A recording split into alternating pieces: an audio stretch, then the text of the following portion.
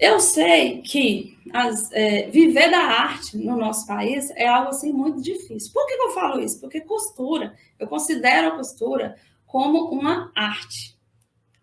E você que costura, não importa qual área que você atua na costura, você é um artista. Pode se considerar. Porque eu tenho certeza que nem mesmo você, se você faz uma peça e depois você tem que fazê-la novamente, ela não sai igual. Não sai.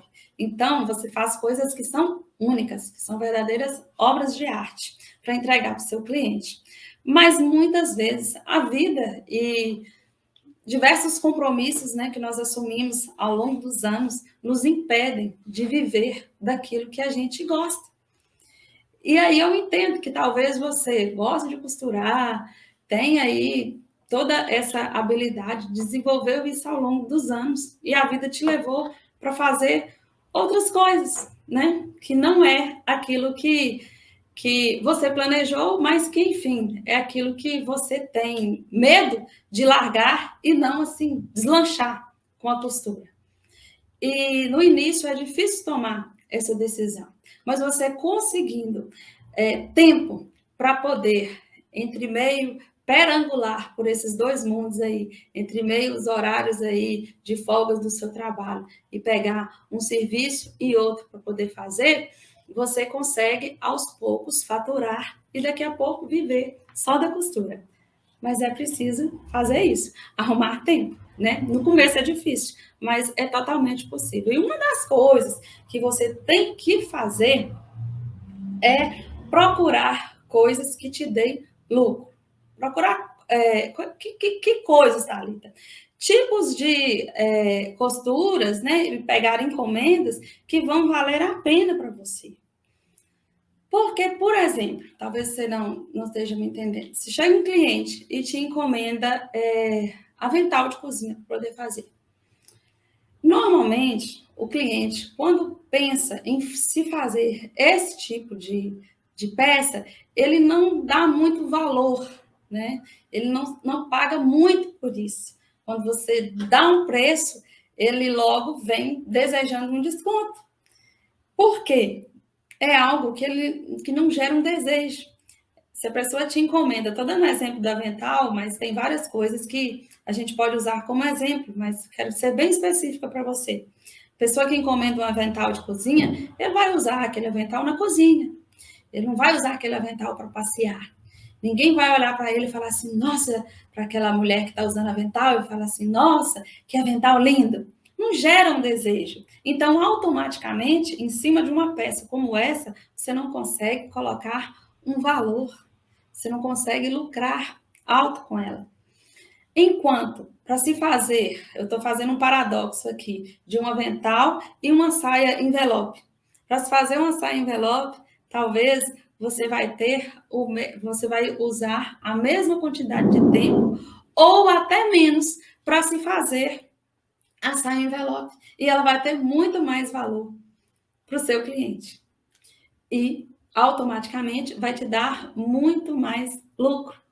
Então, quando você olha por esse lado aí, você consegue, como se diz, selecionar aquilo que vale a pena você costurar para poder faturar e aquilo que não vale a pena, porque automaticamente você não vai receber um grande valor por aquilo ali. Então, para você também conseguir fazer isso, você tem que entender você tem que entender de precificação, como colocar preço nas suas peças. E eu fiz uma live semana passada falando sobre isso. Você pode procurar aí no canal, que você vai encontrar essa live, que te mostra, porque para você já, com o tempo, você vai conseguindo automaticamente já visualizar quanto de tempo mais ou menos você gasta para fazer determinada peça.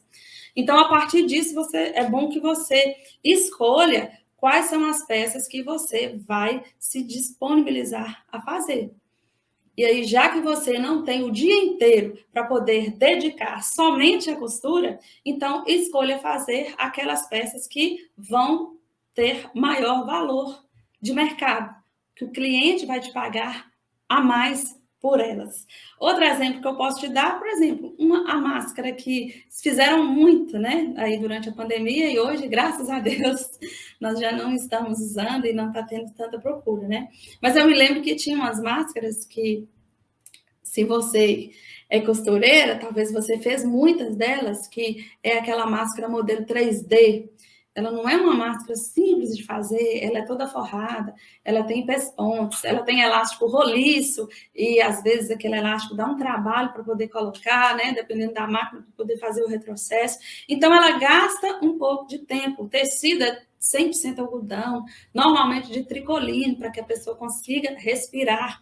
Mas quando você vai vender essa máscara, eu não sei qual é a sua realidade aqui, mas o cliente pagar R$ 15 nessa máscara, nossa, ele pagava, porque não tinha outra opção e era chorando, sabe? E o mesmo trabalho, o mesmo tempo que às vezes você gasta para poder fazer uma máscara dessa, né, uma máscara 3D, é o tempo que você gasta para fazer um topper, para fazer um cropped, ou para fazer um short, uma calça pijama, que tem muito mais valor e é muito mais valorizado pelo cliente. Então, duas peças que eu te dei o exemplo aí, que se você gasta a mesma quantidade de tempo para fazer, mas uma vale mais do que a outra, porque é a percepção que o cliente tem diante daquela peça. Poxa, essa máscara aqui eu vou usar porque eu sou obrigada e tudo. Então, o valor está na forma com que o cliente vai usar. E é por isso que hoje eu trabalho, meu nicho é roupas femininas, porque a mulher, quando ela quer estar com uma roupa bonita, da moda, na cor que ela deseja, normalmente, se está vestindo bem, se ela se sente empoderada com aquela roupa, se ela se sente bela, se ela se sente bonita, ela paga o preço que você pede. Então, isso às vezes não está na peça em si, mas está no desejo, no sentimento que aquela peça gera.